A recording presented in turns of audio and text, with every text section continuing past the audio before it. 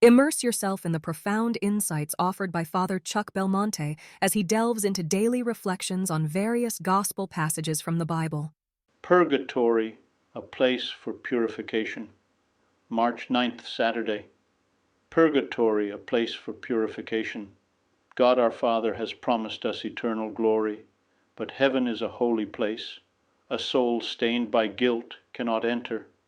If someone dies in a state of grace, the eternal punishment, hell, has been removed, but still has temporal punishment due to forgiven mortal sins and venial sins unatoned for.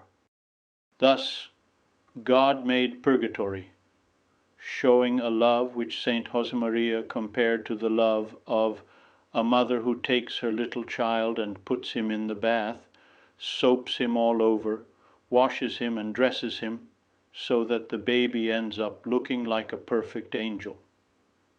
We should meditate on this as a sign of God's love. Purgatory does exist. It is a state where suffering and joy mysteriously intermingle. There is suffering because the soul keenly desires to enjoy God, but is deprived of heaven for a time. This is called the punishment of privation. There is also punishment of the senses, which consists of a flame more agonizing than anything one can suffer in this life. Yet there is joy too, at the knowledge that the battle is won, and the soul is destined to rejoice in God forever.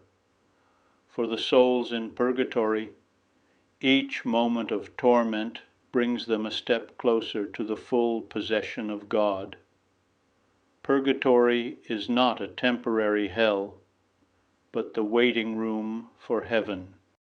God purifies us during our life on earth when we are docile to Him, suffering freely accepted and sought for love of God. Pain and penance, these are instruments of atonement. They are our purgatory on earth.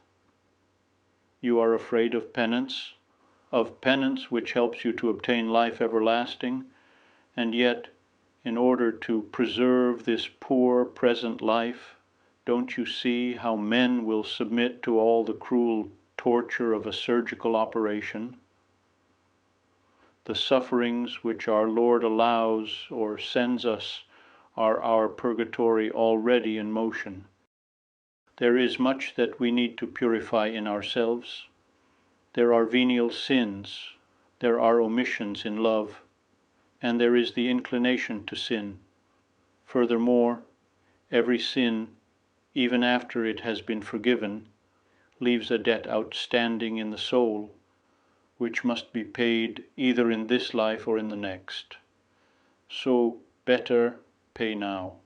The thought of the glory that awaits us can move us to greater self-denial when our body feels reluctant.